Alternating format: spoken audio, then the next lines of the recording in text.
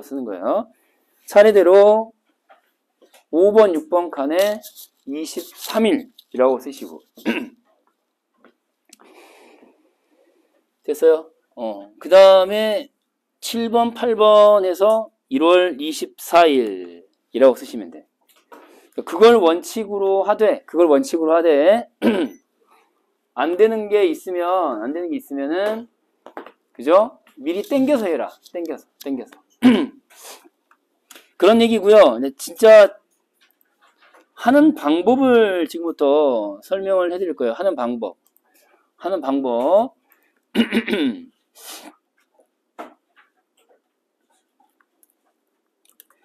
이제 첫 페이지 넘겨 보실까요? 첫 장 넘겨서 표지 안쪽 면을 봅니다. 표지 안쪽 면을 보시면은 왼쪽에 선생님 유튜브 주소 나와 있고요. 그 다음에 뭐 20학년도 수능국어 만점자 배출했다 자랑한 거 있고요. 그죠? 자, 그리고 또 하나, 구독했냐? 왜 이렇게 구독을 안 하니? 어디 구독하라는 말 하는 순간 다음날에 숫자가 줄어들어. 야, 희한해. 일부러 그러는 거야, 뭐야? 구독을 해놓고 복습도 하고 그러란 말이에요. 엄청나게 이 수강할 수 있는 게 많이 있죠. 네, 그래서 꼭 여기 유튜브 주소 여기 있죠. 채널명 있죠. 내가 일부러 원래는 개별적으로 영상을 보내주기보다 여러분들이 찾아봤으면 좋겠다는 생각에서 그냥 안 보내주려고 했는데 학원 차원에서 또 다들 개별 전송을 원칙으로 한다고 하니까 전송을 해주고 있는데 알겠어요? 구독하란 말이야. 알겠죠? 했어요, 안 했어요? 구독했어요? 자, 방법 가르쳐 드릴게요. 1번 지문 넘겨보시고요. 제1단계라고 나와 있는데 이 교재의 특징은 뭐냐면은 이 교재의 특징은 단계별로 문제가 수록이 돼 있다. 이거. 이게 제일 중요한 포인트예요, 포인트. 제일 중요한 포인트는 단계별로 공부할 수 있게 돼 있다. 단계별로. 자, 총 몇 단계? 7단계. 7단계로 나눠서 독서 문제 풀이해 본 적 있어? 한 번도 없어? 이거 대한민국에 유일하게 있는 거야. 그러니까 제재별로는 많이 나눠서 풀어봤죠. 누구나 할 수 있는 거지. 그거 누가 못해 이거. 인문 뭐 대학생 알바도 할 수 있는 거지. 과외 할 때도 할 수 있는 거고. 안 그래요? 인문제재, 사회제재 뭐 그딴 식으로 하는 거야. 실력 향상에는 도움이 안 돼요. 알겠어요? 실력이 향상되려면은 낮은 단계부터 그 다음 단계, 그 다음 높은 단계로 올라가야 실력이 향상되는 거지. 그 말은 뭐냐? 지금 여러분들이 풀고 있는 스프링 교재, 그 교재 여러분한테 1도 도움이 안 된다는 얘기예요, 지금. 응? 그러니까 네 수준에 맞지 않아요, 지금. 네가 낮다는 얘기가 아니라 단계적으로 배치가 안 됐잖아요. 그냥 몇 년치 그냥 모아놓은 거잖아요. 여러분들의 실력을 향상시키려면은 낮은 단계로부터 높은 단계로 올라가야 한다는 얘기예요. 뒤에 이제 문 닫아도 될 것 같아. 7단계로 나눠놨고요. 그 다음에 단계별로 나눠서 7단계 몇 지문? 24개 지문이에요. 24지문. 그래서 원래는 하루 하나씩 정도로 해서 한 달 안팎으로 4주 안팎으로 끝낼 수 있는 건데 6, 4, 24 하면은 딱 4주잖아요. 그래서 하루에 한 개씩 곱하기 하면은 24일이 나오는 거 아니에요. 그래서 곱하기 24일. 4, 6, 24. 6. 곱하기 6. 6번. 하루에 한 지문에서 6개씩 하면 일주일에 6지문씩 곱하기 4주 만에 이제 끝나는 거죠. 이해되죠? 근데 이렇게 하지 않고 이제 내가 지금 과제 내준 방식은 뭐였죠? 하루에 몇 지문? 2지문으로 하자는 얘기예요. 왜냐면 정규반 시작 전에 마치는 게 좋으니까. 하루 2지문으로 하고 일주일을 5일로 계산을 해서 일주일에 10개씩 정리하자는 말이죠. 10개씩. 이런 식이야. 알겠죠? 그래서 지금 과제 내드린 게 1번 지문부터 8번 지문까지를 1월 21일부터 1월 24일까지 풀어와라. 이거예요. 오케이? 그래서 21일 토요일, 그 다음에 1, 월, 화, 24일 화요일까지 사이에 어떻게든지 8개 지문을 하면 돼요. 이날 뭔가 일정 때문에 못할 것 같다 싶으면 미리 땡겨서 하라고 오늘 수요일에 나눠드리는 거고. 오케이? 빠져나갈 변명거리를 내가 차단하는 거예요. 못 해온 사람이 한 명도 없어야 되겠죠. 정환님 다 해와야 되는 거예요. 이해되죠? 시간 충분히 준 거예요. 지금부터 하면은 뭐 매일같이 해서 하루에 하나씩만 해도 되고. 오케이? 자, 구체적으로 이제 방법을 가르쳐 드릴 텐데, 구독일, 심지어는 구독을 유도하기 위해서 구독이라는 말을 몇 페이지마다 강조해 놨어요. 그죠? 이게 잡지거든요, 잡지. 선생님 자료의 특징은 월간지가 있고, 2달에 한 번씩 나오는 겨월간지가 있고, 그 다음에 매주 나오는 주간지가 있고, 2주 만에 한 번 나오는 격주간지가 있어요. 몸서리치게 자료가 촘촘합니다. 일일과제인 것인데, 걸린 시간을 꼭 적으셔야 돼. 형광펜으로 색깔. 왜냐? 시간 상관없이 풀라고 해놓고는 또 시간을 적으라는 건 무슨 개소리냐? 어? 뭔 말이야? 네 속도를 알아야 돼. 현재 어느 정도 속도인지를 알아야 되거든. 형광펜 색깔에. 무조건 적어. 근데 무조건 시간을 적긴 하는데 최대한 천천히. 풀 때는 천천히 풀고 그 천천히 풀었을 때의 결과를 적는 거야. 최대한 천천히 풀고 그 결과. 그래야 긴장하여 조금 더 속도를 냈을 때 얼마가 올라갈 수 있을지를 측정을 할 수가 있거든. 오케이? 자기 자신을 수치화해야 돼. 난 지금 어디까지 왔나? 알겠죠? 막연히 난 못해. 나는 좀 부족해. 난 몰라. 이러면 안 돼요. 몇 초야? 이렇게 말해야 돼. 전반적으로 지금 낮은 단계에서부터 높은 단계로 가는 건데 내가 단계별이라고 했잖아요. 하, 중, 상, 셋이 아니라 7단계로 촘촘하게 나왔기 때문에 높은 단계로 가면 갈수록 지문 길이가 어떻게 될까요? 지문 길이가 길어지겠죠. 지문 길이가 짧다에서 지문 길이가 길다 쪽으로 가게 돼 있어요. 이렇게. 알겠어요? 그러니까 앞쪽에 있는 거일수록 짧고 그 다음에 구조가 단순하고 실제로 관련된 문제가 쉬워요. 게다가 지금 학원 스프링 교재에는 이제 해설 없이 일체 해설 없이 답만 있잖아요. 이거 뒤에 넘겨봐.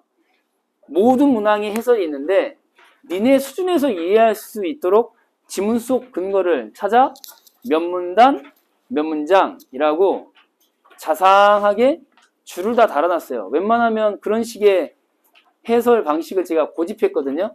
그러니까 대체로 다 이해할 수 있어. 혼자 풀고 혼자 이해할 수 있는 지문이고 그런 자상한 해설이 곁들여져 있다. 오케이? 그래서 이렇게 하고도 해결이 잘 안 되는 경우가 생길 수 있죠. 그렇잖아요? 개인차가 있으니까. 그런 건 이제 질문을 하는 거예요. 수업 시간 해도 상관없고 찾아와서 해도 상관없고. 알겠죠? 이해됩니까? 오케이? 일단 자 날짜를 표지에다만 적고 끝나면 또 아쉬우니까 맨 마지막 8번 지문으로 가봐. 8번 지문. 그리고 접어.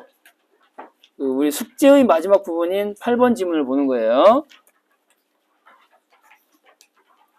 몇 페이지니? 15페이지래요. 자, 15페이지를 접고요.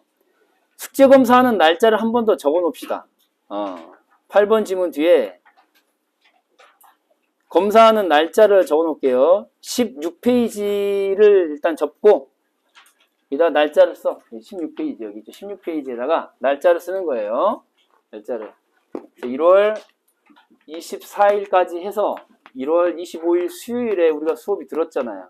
이제 검사한다. 이렇게 딱 써놓고. 오케이? 이제 이걸로 시작하는 거예요. 독서 1일 과제가 없는 대신이에요. 일주일 내가 시간을 준 이유가 있어요. 왜냐면 독서 10개 지문 하기로 했는데 못한 친구 있잖아요. 못한 친구 마저 하라고 시간을 주는 거거든. 숨 좀 고르고 진짜 본격적인 실전형으로 가는데 낮은 단계에서 시작하자 이런 얘기야. OX 문제는 사실 실전 문제 아니잖아요.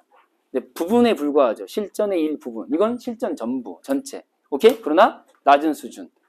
이런 연습을 어디 가서 하기가 쉽지가 않아요. 여기니까 가능한 거니까 도망가려고 하지 마시고요. 알겠죠? 여기서 안 되면 딴 데서도 쉽지 않아. 여기서 잘 버텨야죠. 오케이?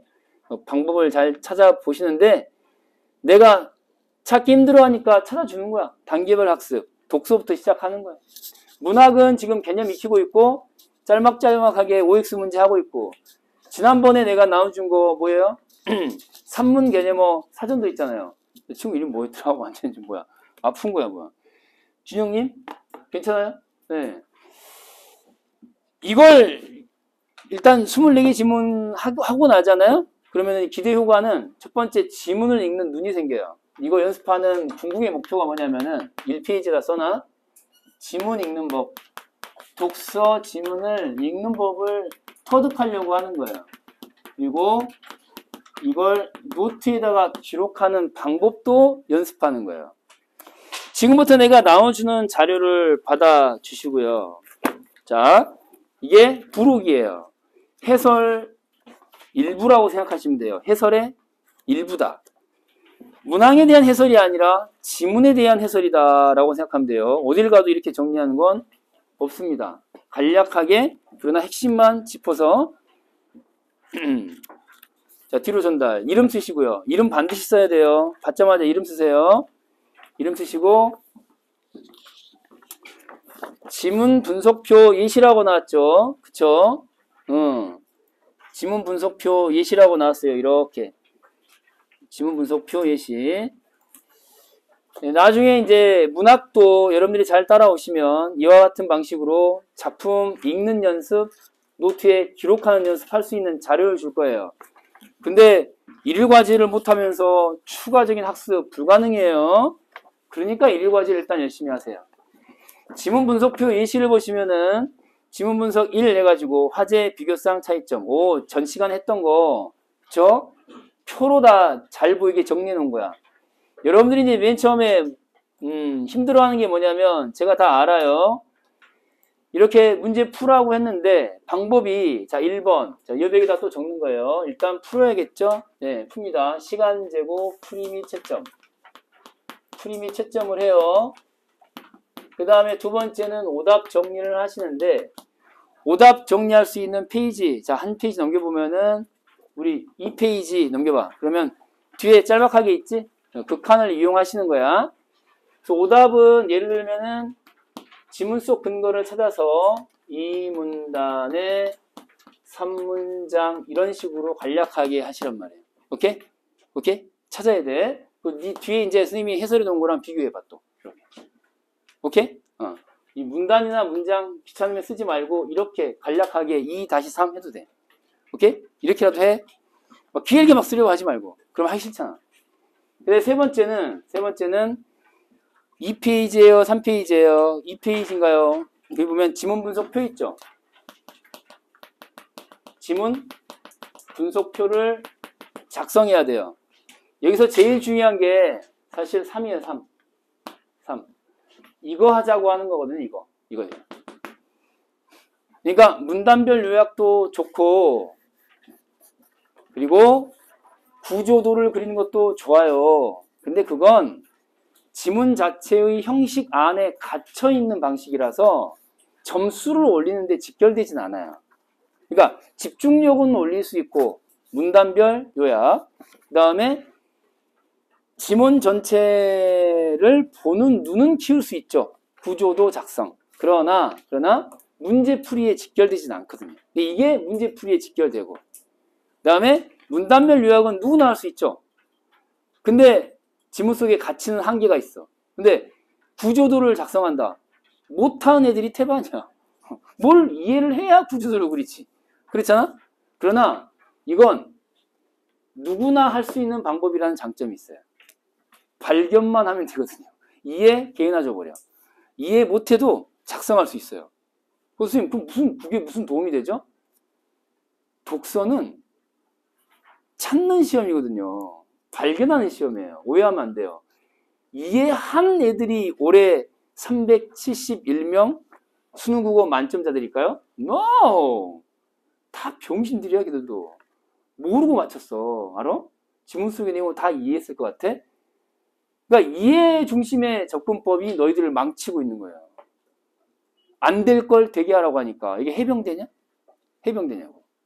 여기는 학원이야.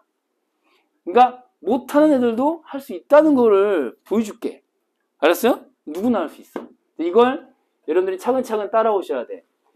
그래서 지난 시간에 얘기한 거 다시 한번 필기한 걸 봐봐. 방식을 다시 한번 강조해 줄게.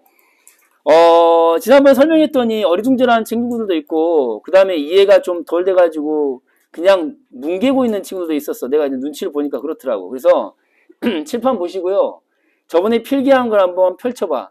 독서의 개념을 일단 같이 나란히 펴놔. 같이 봐야 돼, 같이. 독서의 개념이랑.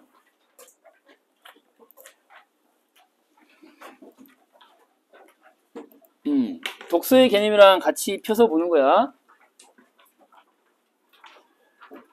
필기한 걸 같이 보라는 얘기지. 지난번에 얘기한 거 수업 끝나가면서 그냥 급하게 설명이 돼가지고 내가 이제 다시 천천히 안내를 해주겠다 이런 얘기야.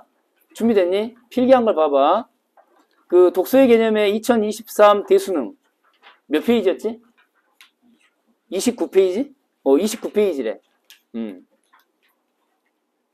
필기돼 있나 봐봐. 이제 시작할게. 지난번에 강조한 게 뭐였냐면은 모든 것을 기억하려고 하면 뭐라 그랬지? 너무 빨리 가버린다. 모든 것을 기억하려고 하면 아무것도 기억할 수 없다고 그랬어요. 그쵸? 그 다음에 또 선생님이 얘기한 게 뭐였어요? 모든 것을 기억하려고 하면 아무것도 기억할 수 없다. 오케이? 중요한 정보와 그렇지 않은 정보를 구분해야 된다는 거거든요.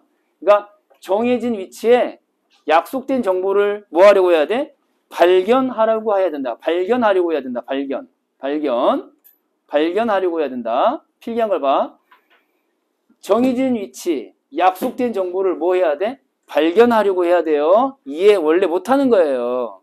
문제는 맞춰야 돼요. 근데 이해됐죠? 자, 그 다음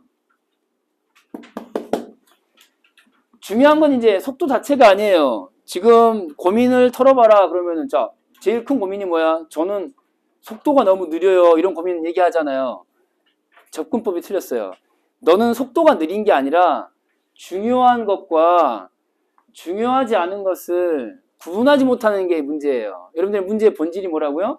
속도가 느린 게 아니에요. 알겠어요? 다 기억하려고 하니까 그래. 뭘 기억해야 되는 거예요? 중요한 건 기억하고 그렇지 않은 건 버려야 되거든요. 처음 읽을 때. 오케이? 그게 중요하고요. 그 다음에 중요한 정보가 뭐냐라고 묻는다면은 정의된 위치 1문단에서 뭐가 나와요? 정의된 위치 1문단에서 화제가 나와요. 화제. 이걸 찾으면 1문단 읽기, 정의된 위치 1문단 읽기 성공한 거야. 오케이? 두 번째, 2문단 이래로 2, 3, 4, 뭐 5문단까지도 중간 부분에 주로 나오는 게 뭐라고 그랬죠? 중간 부분에 나오는 게 비교사항 사이의 차이점이라고 했거든요. 이걸 찾으려고 노력하면 돼. 이해 안 돼도 찾을 수 있어요, 사실. 그 다음에 세 번째, 추가 정보가 나오면 나오는 대로 체크하시면 돼. 이게 이제 기본적으로 말하는, 자, 아까 내가 말했던 거 뭐? 발견이야, 이해야? 발견하는 것을 목표로 경중을 가리면서, 알겠어요? 발견하는 것을 목표로 경중을 가리면서 중요한 화제, 그 다음에 중요한 비교성 사이의 차이점, 마지막 추가 정보를 찾아야겠다는 목적의식을 갖고 있으면 돼요. 이게 바로 뭡니까? 아까 내가 여기 분석표 얘기했잖아. 분석표. 여기에 다 풀고 나서 분석표 적는 것에 들어갈 내용들이야. 이걸 채워내는 연습을 몇 번? 24번을 연습해야 돼요. 자, 그래서 자, 요런 정도로 기억을 해두시면 될 것 같고요. 지난번에 얘기한 게 핵심이 이거였어요. 그죠? 자, 다시 돌아와. 그러면 저번에 필기한 거 말고 오늘 나눠준 자료 중에 부교재 나간 거 2개 중에서 지문 분석표 예시를 봐. 그러니까 네가 일단 오늘 내지는 이번 주 돌아온 토요일에 풀고 난 1번 지문을 정리할 때 보고 해야 돼? 안 보고 해야 돼? 안 본 상태에서 해봐야 돼. 그리고 이제 풀었다 전제로 같이 봐보는 거야. 풀었어. 그럼 화제라는 게 예술의 본질이야. 네가 적은 거랑 비교를 해. 아, 이거구나. 틀렸네. 실망하지 말고. 알겠어요? 또 확인해. 비교사항을 전통과 20세기 이후로 잡았고 그 다음에 그들 사이의 차이점이 뭐냐 했더니 자, 공통 속성으로서의 본질이 있냐 없냐의 차이야. 간단하게.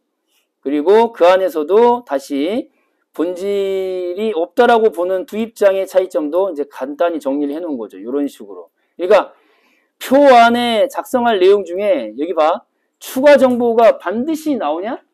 없을 수 있다는 걸 알아줘야 돼. 무조건 채우려고 하지 마세요. 추가 정보는 없을 수도 있다. 완벽하게 정확하게 하려고 하지 마시고 그냥 틀리면 틀린 대로 부족한 대로 써놓고 비교해봐. 그럼 이제 만약에 아예 못 적었다 이런 친구 있을 수 있지? 아무것도 못 적었다. 예전 적었는데 엉뚱하게 적었다. 그럼 어떻게 해야겠어요? 옮겨 적어야지. 옮겨 적으라고. 오케이? 그래서 다시 돌아와. 지문 분석 24 자료에서 2페이지에다가 적겠습니다. 2페이지.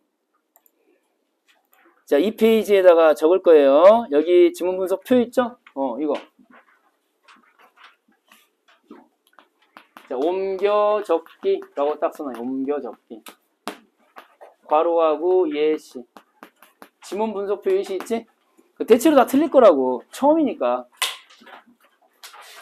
근데 이제 웃기는 게 뭐냐면은 발견하면 된다라고 하니까 왜 선생님 저는 발견했는데 안 보이죠? 연습이 안 되는데 어떻게 보여? 왜 저는 안 되죠? 연습이 안 됐으니까 24번 반복하란 말이에요. 계속 틀릴 거거든? 안 보이고 안 보이고 틀리고 안 보이고 틀리고. 알겠어요? 좌충우돌 하면서 24번을 반복해봐. 그러고 나서 네가 한 거랑 비교하고 다른 부분이 있으면 옮겨 적어라. 의제님 이해되죠? 다른 부분이 있으면 옮겨 적어라. 자, 이렇게 이제 방법까지 일러드렸고요. 보시다시피 지문이 짧고 쉬워요. 할만해. 이번에 그 설 연휴 기간에 국어에서 희망을 찾을 수 있을 거예요. 독서. 기초부터 해본 경험이 없잖아. 기초부터 다시 시작하는 거예요. 알겠죠? 자, 요거 한번 해보시고요. 특효약이면 특효약. 국어 초심자들을 위한 특효약이 되겠습니다. 자, 이 정도로 설명을 했는데요. 혹시 과제 하는 것과 관련해서 이해 잘 안 되는 거나 궁금한 거 있으면 질문해 보세요. 혹시 이해 안 되는 거. 일단 25일까지 몇 개 지문을 한다? 준섭님? 8개 지문을 한다. 하루 2개, 4일이니까 8개 지문이에요. 그쵸? 예. 연휴 때 못할 것 같으면 지금 하루에 하나씩 하는 게 좋고. 이거 잃어버리면 안 돼요. 이거 잃어버리면 안 돼. 이거 꼭 챙겨서 같이 봐. 틀린 건 옮겨줬고요. 자, 그 부분 선생님이 이건 니네가 질문하지 않아도 중간중간 지문 구조 분석이나 혹은 문제 풀이와 관련된 설명은 내가 알아서 할 테니까 질문 안 해도 내가 할 거야. 알겠죠? 어차피 다 뻔하니까. 그건 이제 걱정 안 하셔도 되고요. 오케이? 그러면 저번에 우리 했던 거 독서의 개념으로 다시 한번 돌아가겠습니다. 독서의 개념. 그 문제풀이를 마무리를 할 테니까요. 독서의 개념으로 갑니다.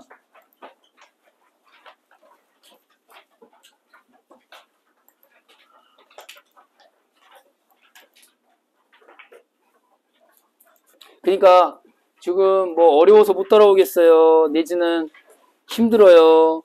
다 이해하니까 다시 천천히 하는 거예요. 그래서 과제도 제가 조정을 해드리잖아. 그쵸? 2개년 기출 평가원 어려운 걸 풀라는 게 아니에요. 지금 쉬운 기초적인 것부터 다시 시작하자라고 과제를 정정해 드리는 거야. 그래서 스프링 교재에 있는 건 당분간 풀지 않겠다는 얘기예요. 알겠어요? 이미 푼 거에 대해서는 설명을 하겠지만 앞으로 더 풀어라는 소리 하지 않을 거예요. 여러분한테 안 맞아요. 알겠어요? 지금 독서 간단한 것부터 시작하는 거예요. 그거 먼저 하시고요. 스프링 교재는 더 이상 풀라고 하지 않겠습니다. 선택에 맡길 테니까 원하는 친구들은 풀어도 되는데 일단 선생님 나와주는 지문 분석 이 자료 기초적인 걸 먼저 하자. 저번에 봤던 거 이어서 마저 볼 텐데 문제를 볼게요. 마지막 문제를 같이 보도록 하겠습니다. 그러면서 지문 정리 다시 한번 해드릴게. 저번 선생님 너무 빨리 급하게 끝내버려가지고 그쵸? 그래서 다시 한번 설명이 필요할 것 같아요. 마지막 문제를 설명하는 가운데 지문 분석을 다시 한번 해드릴게. 필기한 걸 보시고요. 전체적으로 화제가 뭐라고 그랬었죠? 법령의 조문이라고 했어요. 그쵸? 법령의 조문이 화제였어요. 그리고 비교사항은 큰 틀에서 봐야 돼. 큰 틀에서. 큰 틀에서 민법과 그 다음에 무슨 법령? 행정법령이었어요. 기억나요? 그러니까 선생님 이해가 안 돼요. 꺼지라고. 왜 이해를 하려고 하냐고. 그러면 선생님이 나도 공부를 해가지고 알아야 되는 건데 그럼 그걸 막 설명해 주는 게 그럼 너한테 도움이 될 것 같아? 도움이 1도 안 돼요. 이해하려고 하지 말라니까. 일단 구조상 발견을 하려고 해야지. 그 누구나 할 수 있거든요. 머리에 든 게 없어도 돼요. 돼. 나같이 멍청한 경제에 대해서는 멍청하잖아요. 저도 그렇고 여러분도 그렇고 멍청해요. 나도 멍청하다고. 근데 문제는 풀잖아. 그게 국어예요. 이게 지식 테스트가 아니거든요. 오케이? 이해 안 되는 거를 답답하게 생각하면 안 돼. 당연히 이해가 안 되지. 근데 이해하고 싶은데요? 넌 천국이나 가야 돼. 그건 안 돼. 여기서는 안 돼. 지상에서는 안 돼. 알겠어요? 그러니까 지금 여기도 마찬가지. 추가 정보 가기도 전에 비교사항 사이에서 그 민법에서 자 법령 조문에 나타난 무슨 개념? 불확정적 개념. 불확정적 개념. 그건 발견할 수 있어야지. 그렇게 반복되잖아. 불확정적 개념, 확정되지 않았다, 유동적이다. 그게 민법에서는 뭐였어요? 손해배상 예정액이라는 게 유동적이다. 왜? 재량이 들어가니까. 재량이 뭐였어요? 지 마음대로. 선생님 재량. 그런 말은 무슨 말이야? 할 수도 있고 안 할 수도 있고. 더 할 수도 있고 덜 할 수도 있고. 재량. 에? 그렇잖아요. 민법상에서 뭐 손해배상 예정액이 법원 판사가 판단하기에 야 손해배상액이 너무 높잖아. 낮춰.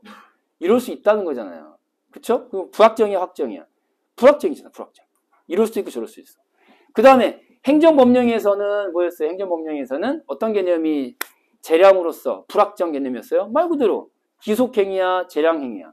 재량행위가 재량이지. 지 맘대로 할 수 있다는 거잖아요. 그쵸? 맞죠? 근데 거기서 약간 복잡한 게 있었다 이거지. 그 녀석에 딸린 개념이 약간 복잡한 게 또 있었죠. 자, 거기까지 하고 추가 정보에 그러니까 내가 말한 복잡하다는 게 추가 정보에서 뭐가 나왔죠? 재량 준칙이 나왔어요. 준칙이 무슨 말이야? 법칙, 규칙 비슷한 말이잖아. 그게 기준이 돼야 되는데 기준인데 지키지 않아도 된다라고 하면서 그러나 또 반드시 지켜야 되는 상황도 있다. 이렇게 나왔잖아. 그럼 반드시 지켜야 되는 준칙은 어떤 상황이에요? 단어를 찾아. 어떤 상황에서 반드시 지켜야 돼? 그게 관행으로 반복되어서 관행으로 굳어진 경우. 오케이? 효우님, 구독했어요? 안 했어요? 구독하는 게 관행이거든요. 지금 준칙을 어긴 거야, 지킨 거야? 어긴 거죠. 저러면 된다, 안 된다? 안 된다예요. 알겠어요? 그러니까 굳어진 건 지킨다야. 그렇지 않은 건 안 지킨다고. 오케이? 자, 그러면 다시 보기 문제로 가볼게요. 필기한 거 다시 한번 복습했고요. 몇 번 문제? 12번 문제로 볼게요. 3점짜리인데 그러니까 작년 대수능에서 점수가 왜 이렇게 평균 점수가 올랐냐. 핵심은 이 다음 지문 넘겨봐. 과학 지문 길이가 졸라 길어서 그렇게 된 거예요. 간단히 얘기하면. 단순해. 진리는 단순한 거야. 그러니까 뭐 애들이 실력이 전반적으로 늘었다도 아니고 문제가 쉽게 나왔다도 아니에요. 사실은. 쉽게 나온 게 아니라 길게 나와서 그런 거야. 과학 지문이 길게 나오니까 애들이 안 풀었어. 그래서 점수가 올라간 거야. 과학을 안 풀고 앞쪽에 복합 지문을 열심히 풀어서 그렇게 된 거야. 왜 길다 이거나 하자. 그리고 법경제까지 하고 시간 끝. 이렇게 하니까 평균 점수가 다 올라간 거예요. 그러니까 만만한 시험은 아니었다는 거예요. 준섭님 위로가 돼요? 만만한 시험은 아니었어요. 사실. 그러니까 왜 평균 점수가 올라갔냐. 왜? 평균 점수가 올라가니까 100분위가 다들 주저앉는 거 아니야. 그렇잖아요. 평균 점수, 표준 점수가 표점이 주저앉는 거 아니야. 평균이 올라가 버리니까. 왜 그래? 과학 지문이 길게 나오니까 애들이 안 푼 거야. 알겠어요? 안 푸니까 진짜 풀 수 있는 걸 풀 수 있도록 기회를 거꾸로 준 거지. 병신들이야, 평가원이. 내가 평가원이면은 표점 올리는 거 간단해. 어떻게 하면 돼? 기술 짧은 걸 내. 근데 문제는 절대 못 맞힐 문제를 만들어. 그럼 이 새끼들이 뭘 먼저 봐? 기술을 다 봐. 그러면 점수가 다 떨어져. 그러니까 내년엔 분명히, 그러니까 올해 대수능에서는 표점이 다시 올라갈 거거든? 이제 뭐가 나와? 기술이 나와. 알았어? 정해졌어. 기술이 나와. 그리고 짧게 나와. 병신들이 또 그걸 막 달려들어. 하이에나처럼. 그럼 거기는 얘들은 다 떨어져. 근데 안 그럴 것 같지? 짧은 기술이 나와. 그리고 표점이 올라가. 평균 점수는 떨어지고. 두고 봐. 그러니까 그런 단순한 거란 말이야. 그러니까 사실 이게 쉬운 문제가 아니었어. 알아? 대수능은 쉽지는 않아요. 그러니까 이 문제도 봐. 이게 쉽냐? 뭐가 쉬워? 줄로 어렵지. 그 전제하에 보잔 말이야. 알겠어요? 자, 그럼 이제 하나씩 정리할 거예요. 봐. 누가 나오냐? 갑이 나오고 을이 나오잖아요? 보기 문제 풀 때 어떻게 푼다고 그랬지? 은우님, 보기 문제 풀 때 어떻게 푼다고 그랬어요? 보기 속 단어와, 그 다음에 뭐라 그랬어? 지문 속 단어를 어떻게 한다고 그랬지? 1대1 대응한다. 뭐라고? 1대1 대응을 한다 였잖아요. 단순해. 그럼 이제 대응을 시켜봐. 질문할 거야. 이제 좀 다른 각도에서.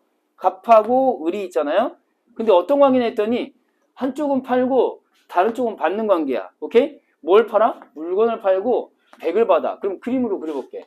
자, 오른쪽에 그림 따라서 한번 그려보는 거예요. 주고 받는 관계인 것인데 애가 물건을 넘기면 그쵸? 애가 물건을 넘기면 그쵸? 을이 며칠 받는다고요? 100을 받기로 했단 말이에요. 그럼 약속을 지키지 않은 새끼는 누구예요? 갑이야, 을이야? 봤더니 자, 위반했다. 계약 위반이라고 하는 게 지문 속에 나오는 말로 바꾸면 뭐야? 위반한다 계약을 뭐였어요? 위약이야, 위약. 지문에 있는 단어하고 연결을 시키란 말이야. 계약 위반이 뭐야? 위약이야, 위약. 그리고 이제 또 봐. 그래서 누가 위약을 했냐 했더니 갑이 어겼잖아. 이 새끼 나쁜 놈이야. 그럼 화살표에다가 X 해봐. X인 건 위 화살표야, 아래 화살표야? 어긴 건 누구냐고. 해야 할 의무를 다하지 않은 놈. 갑이라고 있잖아. 그럼 물건을 아예 안 넘겼거나 혹은 일부만 혹은 하자가 있는 혹은 고장난 걸 넘겼겠지. 오케이? 그래서 손해가 얼마가 났다 그랬어? 80이라는 손해가 발생한 거야. 오케이? 그러니까 80이라는 손해가 발생을 해버렸으니까 사실은 실질적으로 20만 받았다 이런 느낌인 거지. 그러니까 80의 손해를 받았다. 20만 받았다. 80이 손해다. 이렇게 표시하는 게 더 맞겠죠. 이해돼요? 안 돼요?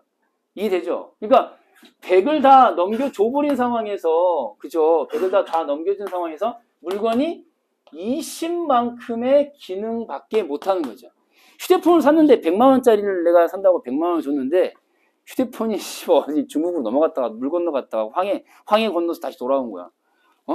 고장난 거. 저장 용량도 막 뭐 5기가 막 이래. 이해돼요? 안 돼요? 이해되죠? 그런 상황이야. 자, 그러면 이제 또 하나 찾아봐. 그러면 이 상황에서 배상을 해줘야 될 의무가 있는 놈은 누구냐? 그렇지. 지문 속에 찾아봐. 지문 속에서 어떤 단어 찾아야 돼? 채권자냐, 채무자냐. 그걸 찾아야 돼. 이거 기출에 나왔을까, 안 나왔을까? 기출에 나왔죠. 그래서 이것도 한번 찾아보는 거야. 지문으로 가봐. 지문으로 가서 뭐라 그랬니? 이 보니까 채권자라는 말이 갑자기 튀어나와요. 1문단 가보시고요. 그 다음에 2문단으로 넘어가 봐. 2문단으로 가면은 첫 번째 문장이 벌써 뭐라고 나왔어요? 채무자, 동그라미. 몇 문단 보고 있어요? 2문단 지금 보고 있는 거예요. 자, 숫자 2 써줄게. 2문단. 2문단 봐봐. 그럼 거기에 뭐라고 나왔어? 채무자 나오지? 그 다음에 또 누가 나온 얘기 보니까 채권자가 나오잖아.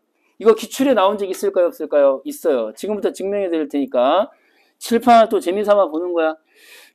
칠판 봐봐. 그러면 이제 내가 여기다 화면에다가 칠 거야. 채권자 혹은 채권이라고 써볼 거야. 그러면 기출에 나온 적이 있을까요? 없을까요? 당연히 나온 적 있죠.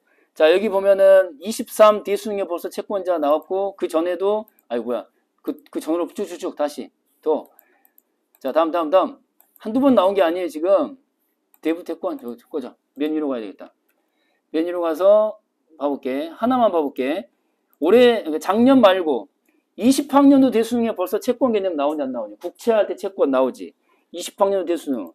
그 다음에 또 금융자산 설명하면서 18대 수능 나오고 그리고 이거 또 봐. 또 나오잖아 이게. 금융자산 설명할 때 채권 나오지? 18대 수능 나온 적이 있고요. 그 다음에 기초자산 19, 공부 그 다음에 이게 또 기피하다 단어 설명하면서 여기 채권 또 나오지. 몇 학년도야? 19학년도 9월 평가원. 그치? 돌고 도는 거예요 지금. 채권이라고 하는 게. 오케이? 그러니까 처음 나온 게 아닌데 채권이나 채무 혹은 채권자 채무자 개념이 처음 나온 게 아니기 때문에 나중에 이제 선생님이 어휘집 주면은 다 공부가 된다 이거지. 또 나와. 적용해. 그러면 이 지금 물건을 제대로 넘기지 않은 갑한테 갚아야 할 의무가 있는 거니까 갚아야 할 의무가 있어요. 의무. 그래서 이걸 채무자냐 채권자냐. 채무자는 갑이야. 갑. 채무자. 자, 무자가 무슨 무자라고요? 의무. 뭐 할 의무냐? 제대로 물건을 넘길 혹은 배상할 의무가 있어. 그러니까 얘가 채무자가 되는 거지. 이해돼요? 그러면 지금 여기서 권리가 있는 사람은 누구예요? 을이 되는 거죠. 을이. 을은 물건을 제대로 넘겨받을 권리가 있는 녀석이죠. 채권자는 이 권자가 무슨 권자야? 권리가 있는 사람. 오케이? 이해돼요? 안 돼요? 이해되죠? 그럼 니네가 휴대폰 가게에 가서 휴대폰을 샀어요. 오케이? 그쵸? 근데 기계가 없어가지고 다음 주에 다시 받기로 했어요. 오케이? 그럼 너는 그러면 채권자야, 채무자? 돈은 줬어. 결제했어. 아직 휴대폰 못 받았어. 채권자지, 그치? 휴대폰을 넘겨받을 권리가 너한테 있으니까. 그리고 그 휴대폰 판매하는 데서는 상품을 넘겨줄 의무가 있는 거. 오케이? 그 상황이야. 이해되냐? 지금 그래서 요거 하나 일단 적용하셔야 되고요. 됐지? 그 다음 또 보는 거야. 보기로 다시 돌아올게요. 보기. 천천히 할 테니까 잘 봐. 보기에서 이 세 가지 상황으로 나눠놨잖아요. 이 다음 단계는 이제 가나다를 분류하는 거야. 가나다. 이것도 역시 보기 속 단어와 지문 속 단어를 1대1 대응하시면 되는 거예요. 알겠죠? 가나다를 여기다 써볼 테니까 니네가 이제 찾아봐, 이제. 자, 내가 묻는 말에 답해야 돼. 가나다. 먼저 비교를 해보는 거야. 여기 보니까 약정이 없었다 밑줄, 여기는 약정했고 밑줄, 약정했고 밑줄. 차이점 보이지? 오케이? 기준이 뭐야? 약정 여부. 약정하다냐, 약정하지 않았냐. 이거야. 안 했고, 했고. 오케이? 그럼 약정하지 않았고, 약정했고, 약정했어. 됐니? 자, 가나다 구분되지? 됐죠? 자, 그 다음. 위약금의 성격에다가 괄호 처리해보시고, 위약금의 성격에다가 괄호 처리 딱 해봐. 그 위약금의 성격이라고 했는데 이거 그대로 적을 거야. 위약금의 성격. 이제 나하고 다의 차이점이에요. 위약금의 성격 여기는 뭐라고 그랬니? 무엇인지 검증되지 못했어. 나도. 그 다음에 위약벌이라고 했지. 이거 지문 속에 나온 단어잖아. 위약벌. 그래서 얘는 위약벌이야. 저번 시간에 필기한 걸 봐라. 지문 한 개퉁이에 필기해놨지. 지문 처음에 읽을 때 전체 구조 파악하는 것을 목표로 읽었을 때는 이딴 거 신경 안 써도 돼. 근데 문제 풀이 과정에서 이제 찾아가면 되는 거거든. 이렇게 지금 가면 돼. 위약금은 두 가지 종류가 있었어. 뭐하고 뭐야? 위약금은 무엇의 일종이라고 그랬니? 일문단 봐봐. 위약금은 손해배상 예정액은 무엇의 일종이라고 그랬어요? 위약금의 일종이다. 보여 안 보여? 보이지? 그 다음에 무엇도 위약금이냐? 위약벌도 위약금이다. 이게 지난번에 필기한 거야. 오케이? 자, 그럼 이제 적용해봐. 위약금의 성격이 위약벌이다 라고 한 거는 이 문단에서 위를 봐야 돼, 아래를 봐야 돼. 이 문단 봐봐. 이 문단에서 위를 봐야 돼, 아래를 봐야 돼. 위약벌은. 아래를 봐야, 준섭님? 아래를 봐야지, 아래를. 아래를 봐야 할 거 아니에요. 손배액이면은 위를 보는 거고. 지금부터는 1대1로 대응시키는 일만 남은 거야. 찾아가면 돼. OX 문제 하듯이 하면 돼. 그래서 이건 확실히 위약벌이야. 그러면 얘는 누구냐를 찾아봐야 되겠지. 이게 지문 속에 있니 없니? 그대로 찾아봐. 성격이 무엇인지 증명되지 않았다. 찾아봐. 똑같은 거 찾아. 그렇지? 그렇지. 그러니까 1문단 마지막 문장에 똑같이 나왔잖아. 자, 1문단 마지막 문장이야. 여기가 2문단 시작이고 그 바로 앞 문장이야. 효은이 보이지? 위약금의 성격이 뭔지 증명이 안 되면 무엇으로 간주한다? 그렇지. 손배액이라고 간주한다. 오케이? 이해되죠? 그럼 얘는 위약벌이 확실해. 증명됐어. 얘는 어떤 것인지 몰라. 그러면 이건 뭐로 간주한다? 손해배상 예정액으로 간주한다. 여기까지 할 수 있지. 뭐만 했을 뿐이야 지금. 1대1 대응만 했을 뿐이야. 오케이? 있는 거 그대로 찾아왔잖아. 뭐가 어려워? 이걸 어렵다고 하면 안 되지. 안 해봐서 그런 거야. 그러니까 보기 문제 풀 때 맨날 그냥 추상적으로 뭔가 있겠거니 이렇게 하고 머릿속으로 푸는데 지문 속에 다 찾아가면 있어. 오케이? 2단계를 건너뛰니까 어려운 거야. 자, 근거가 이제 있죠? 마지막으로 하나만 더 비교해 볼 거야. 가나다 비교하는 거. 지금 보기 분석하고 있어요. 보기 이제 가나다 비교 마지막 한 번만 더 해볼게. 일단은 이렇게 정리가 됐고요. 자, 됐죠? 그리고 이제 약정을 했다는 게 다 뭐냐면은 위약금의 액수야. 이것만 하나 더 체크해놔. 위약금의 액수가 100인 걸로 약정이 돼 있다. 위약금의 액수가 100인 걸로 약정이 돼 있다. 요거 하나만 체크를 해놓을 거예요. 그래서 나중에 이제 배상을 받게 되는 실제로 지급되는 금액은 어떻게 결정하느냐 라는 건데, 지급되는 금액은 자, 아까 손배액인 경우가 있고 위약벌인 경우가 있잖아. 이쪽이냐 저쪽이냐가 있잖아. 각각 최종적으로 지급하는 액수가 얼마인지를 볼 거야. 오케이? 원래 정한 대로 100을 다 받는 건지 아닌지. 오케이? 자, 그럼 지문으로 가봐. 방금 이 문단으로 다시 돌아가는 거예요. 화면에도 띄워놓을 테니까 같이 보는 거야. 여기 앞쪽을 보니까 이건 형광펜을 한 번만 더 색깔해 볼게요. 요렇게. 이게 지금 가나 사이의 차이점을 여기서 이제 구분하는 게 중요한 거거든요. 이 차이를 구분하는 거. 그리고 또 여기 이 차이를 구분하는 거. 요게 이제 핵심이거든. 먼저 가나 사이의 차이를 보는 거야. 여기에 형광펜으로 색깔한다고 있어요. 이 문단에 못 찾겠으면 번호 붙여줄게. 1, 2, 3, 4. 이 문단의 세 번째 문장 가는 거야. 세 번째 줄. 그러나 보이지? 색깔에 손해배상 인정액이 정해져 있었다면 그랬잖아. 정해져 있었다면은 자 증명하지 않아도 손배액만큼 손해배상금을 자 받을 수 있다. 다시 한번 체크해 보시고 뭘 받아요? 손해배상 예정액만큼 받는다고 그랬어. 뭐한 경우에 예정액이 정해져 있을 때, 정해져 있지 않을 때, 위약금이 정해져 있을 때 손해배상 예정액이라고 나왔지만은 곧 뭐예요? 위약금인 거죠. 위약금으로서의 손해배상 예정액이 정해져 있다면 증명할 필요 있다 없다? 증명할 필요 없고요. 자동으로 뭐가 주어진다고? 손해배상 예정액이 그대로 내 주머니에 들어온다는 얘기예요. 이해되죠? 그러면은 나의 경우에는 받게 될 금액을 뭘 보면 돼요?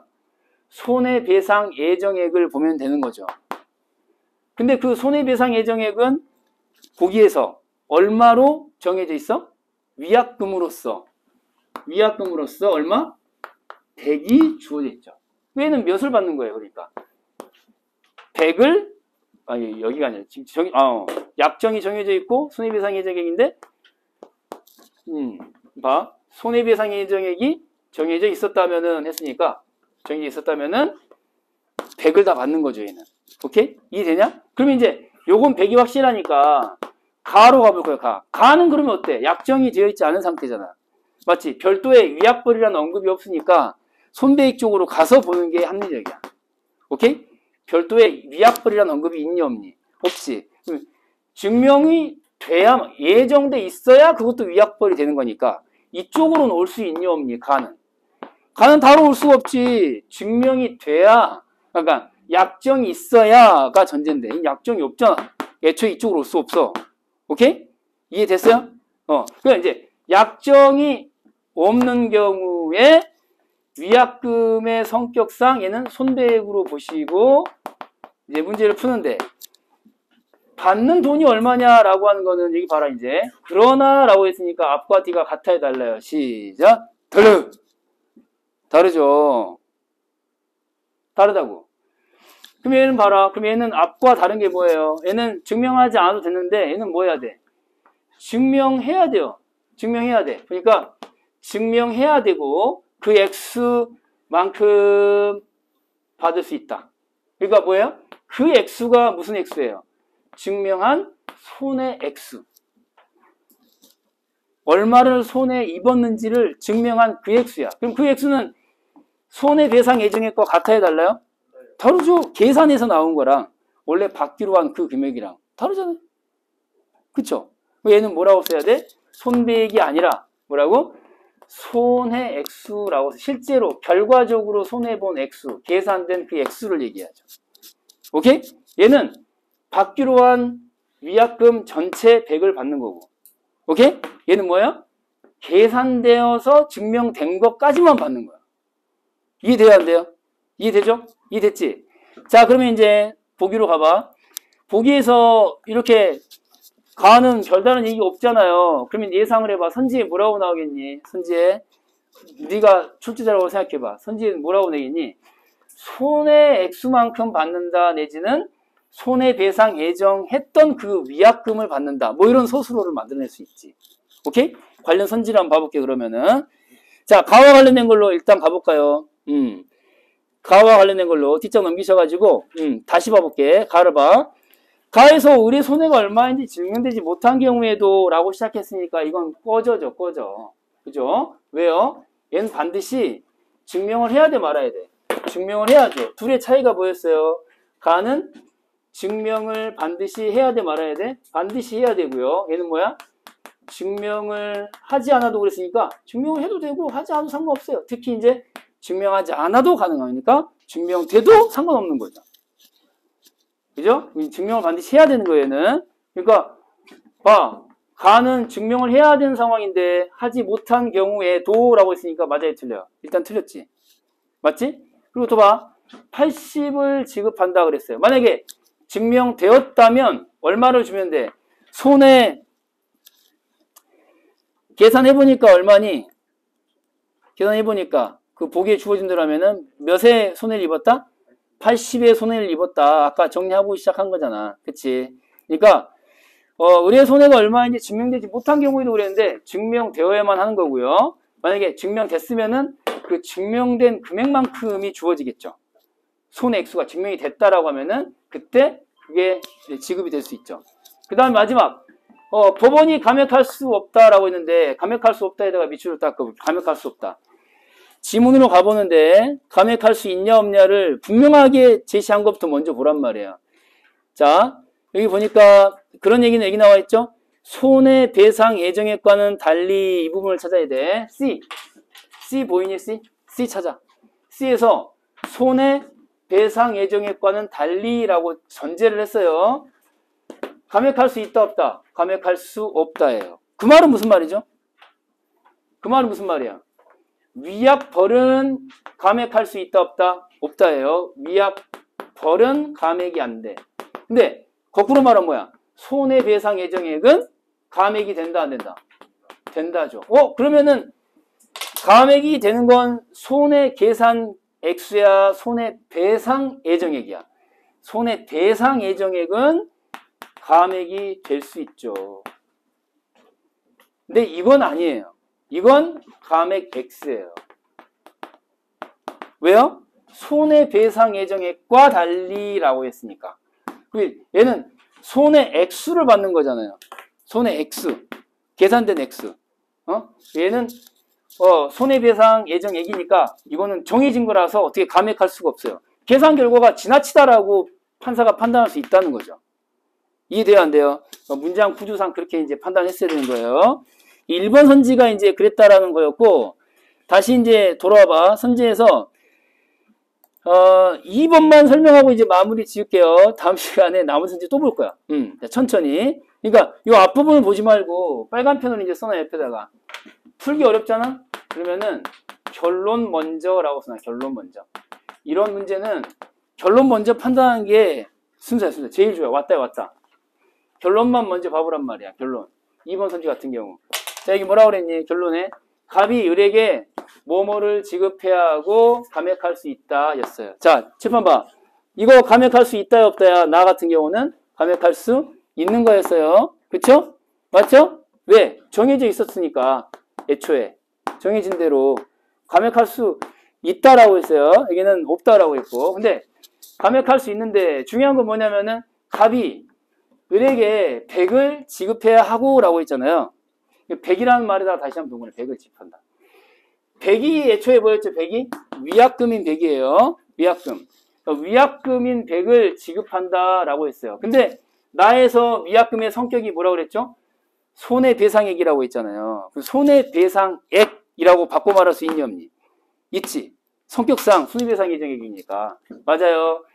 손해배상 예정액인 몇을 받는 거예요? 100을 받는 거죠. 지금 이게 위약금이니까. 위약금이자 손해배상 예정액이니까. 이해돼요? 근데 이건 앞에 있는 거 바로 처리 딱 해버려. 이거 하나만 한 얘기예요. 얘는 증명이 필요해요? 불필요해요? 증명하지 않아도 되고, 증명해도 그만이고, 안 해도 그만이고. 했다고 해서 뭐 달라질 건 없어요. 증명된 경우도 포함해서 100을 지급해야 되는 거죠. 80으로 증명됐어도 100을 받는 거고, 증명을 못했어도 100을 받는 거예요. 이해돼요? 정해져 있는데 법원이 감옥할 수 있다는 뭐가요? 손배액. 손배액이, 그러니까 이거는 아까 감액할 수 없다라고 했잖아. 손해난 액수가 증명됐으니까, 그 인정해줄게 하면서 얘기는 놔두는 거고, 이건 정해져 있긴 하지만은, 그래도, 감액할 수 있다라고 하는 게 이제 지문에 나와 있지. 다시 한번 가봐. 지문에. 아까 이제 얘기한 게, 감액할 수 없는 거는 위약벌이라고 했죠. 그쵸? 그러니까 문장 구조상 뭐야? 무엇은 감액할 수 있다가 되는 거야. 손해배상액은 감액할 수 있다가 되는 거지. 그러니까 구분해야 되는 게 손해배상액이랑 실제 계산 결과인 손해액수랑. 알겠죠? 정해져 있긴 하지만 판사가 판단할 때 너무 많다고 생각하면 감액할 수도 있고. 근데 이건 네가 계산한 거잖아 라고 얘기하면서 건드리지 않는다 이런 뜻으로 이해하면 되겠죠. 네가 계산한 거니까 그만큼만 입증된 만큼만 이런 식으로 인정해 준다 이런 뜻으로 보면 되겠죠. 다음 이제 선지들은 이제 놔두시고요. 일단 중요한 게 이렇게 어려운 그 문제와 선지를 해결하는 것도 도움이 돼요. 근데 기본적으로는 기초적인 걸 해 나가야 된단 말이야. 그래서 이번 주에 토, 일, 월, 화 쉬운 것부터 일단 열심히 하란 말이야. 알겠죠? 쉬운 것부터. 꼭 지문 분석표랑 네가 작성한 거랑 비교하면서 천천히 해보세요. 알겠죠? 문제가 그렇게 어렵지 않을 거야. 자, 고생.